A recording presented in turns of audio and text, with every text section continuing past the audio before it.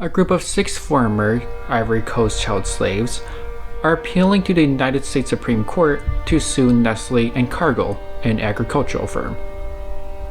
The former slaves are alleging that despite Nestle's claims of ignorance, that the company actually knew full well that the cocoa they bought were harvested from child slaves.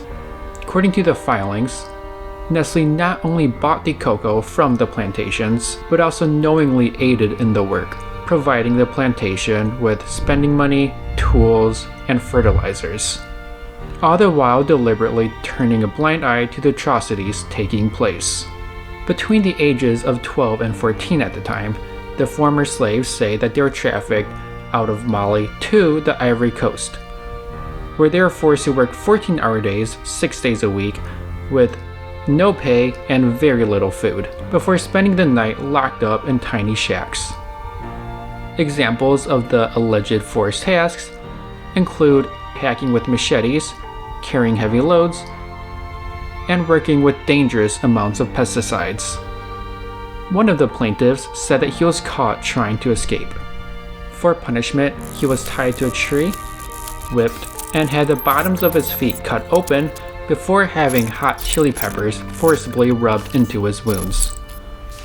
According to the former child slaves' lawyers, Nestle could end the system of forced slavery, but instead, they choose profits over the exploitation of children. In response to the filing, Nestle attorney Neil Cattio said that the true wrongdoers were the human traffickers, farmers, and overseers, and that it was they, not Nestle, that should be held liable.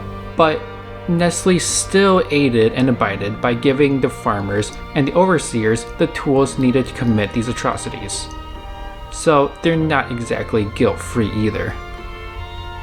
We don't know how the Supreme Court will rule in relation to whether or not Nestle and Cargill can be tried.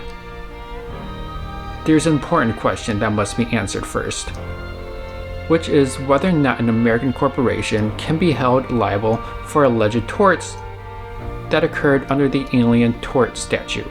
The ATS is a 1789 Judiciary Act that states that a non-US citizen may bring civil action to a nation or individual that violated international law.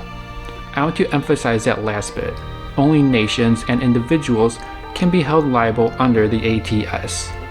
In a 2018 controversial 5-4 ruling, the SCOTUS decided that foreign corporations are exempt. In simple terms, this means that the United States federal government has jurisdiction anywhere in the world as long as a country or person violated international law. The Supreme Court is hearing arguments for the case right now. I'll drop an update on my channel once they've reached their decision, so be sure to subscribe to stay in the loop.